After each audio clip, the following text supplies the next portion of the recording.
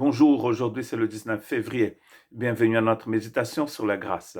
Nous sommes toujours dans Éphésiens chapitre 4 où Paul nous parle du travail du Père, Fils et Saint-Esprit dans l'unité de l'Église, cette nouvelle société, ce temple vivant, et comment donc le Seigneur nous donne des cadeaux pour que nous puissions participer à l'unité de cette nouvelle création. Dans le livre d'Apocalypse, un livre impressionnant et d'ailleurs parfois mal compris, nous trouvons un texte magnifique qui nous parle justement de la victoire du Seigneur pour nous. Et certains pensent que ce texte, c'est aussi la clé pour comprendre le livre d'Apocalypse. Apocalypse chapitre 17, verset 14. Ils combattront contre l'agneau et l'agneau les vaincra, parce qu'il est le Seigneur des seigneurs et le roi des rois. Ceux qui ont été appelés, choisis et fidèles et sont avec lui, les vaincront aussi.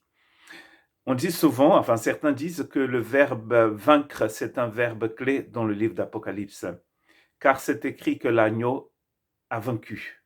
Et ici, l'agneau les vaincra.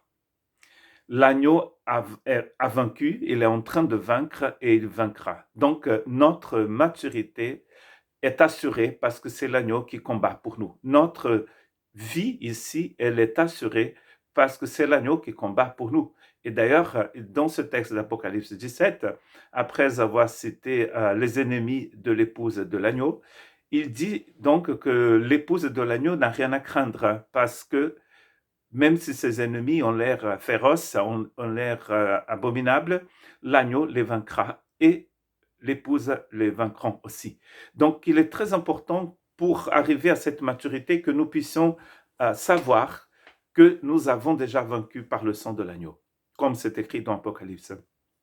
Et il y a plusieurs images de ce que sera la vie de l'épouse avec l'agneau dans Apocalypse qui nous montre cette action de l'agneau pour son Église qui va l'aider donc à vaincre, ce travail de l'agneau pour l'Église.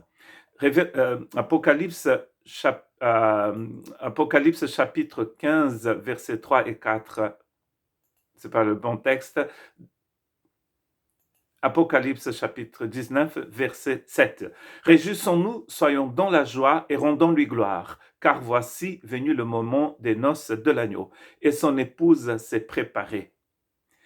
Et on voit donc dans Apocalypse que cette victoire de l'agneau pour l'Église est fêtée avec ce temps où les deux sont ensemble, et Jean appelle cela les noces de l'agneau.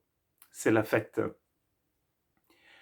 C'est pour montrer en fait que nous sommes plus que vainqueurs par celui qui nous a aimés.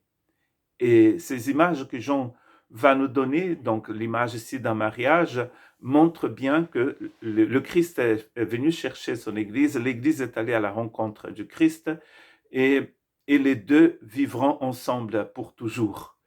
C'est l'image même de la victoire.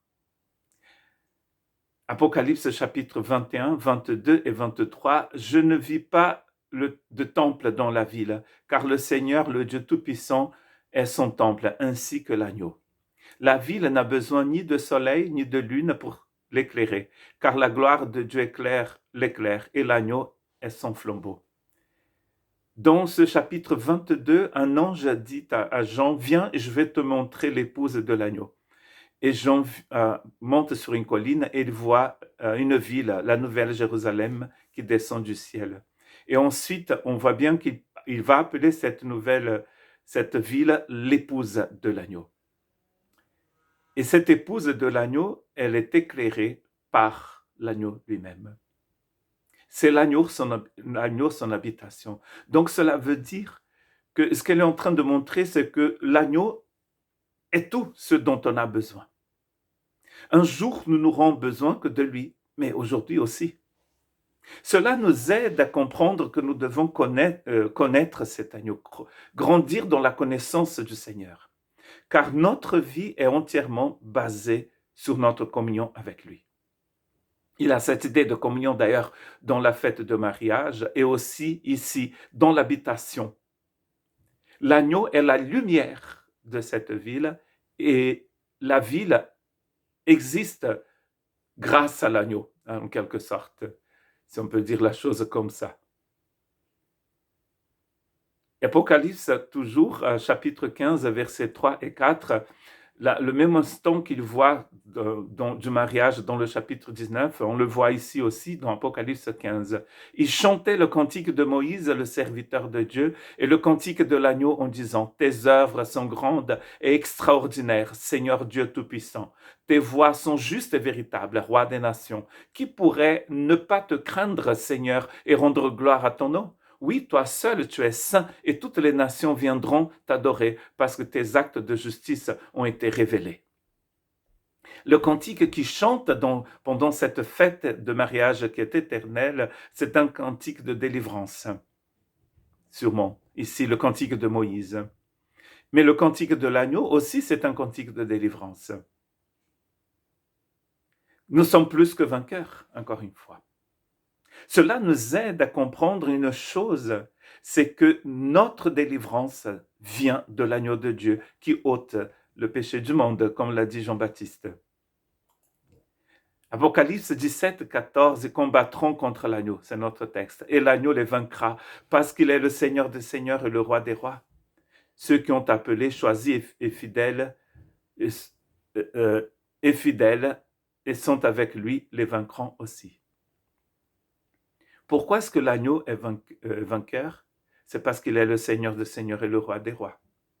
Donc aujourd'hui encore, nous devons faire de ce Seigneur notre Seigneur, c'est-à-dire celui à qui notre vie appartient.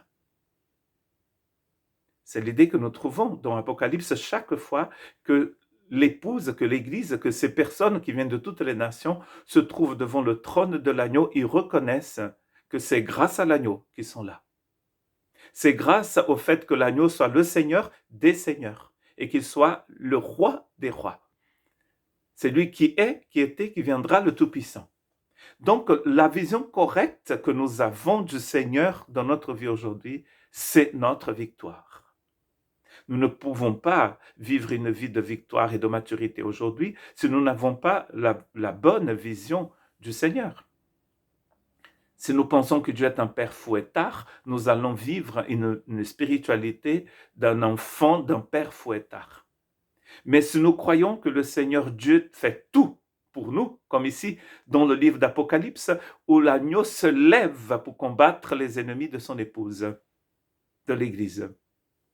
Que Dieu nous bénisse, qu'il puisse nous aider à voir ce Christ victorieux, celui qui a vaincu, qui est en train de vaincre et qui vaincra. Que Dieu vous bénisse.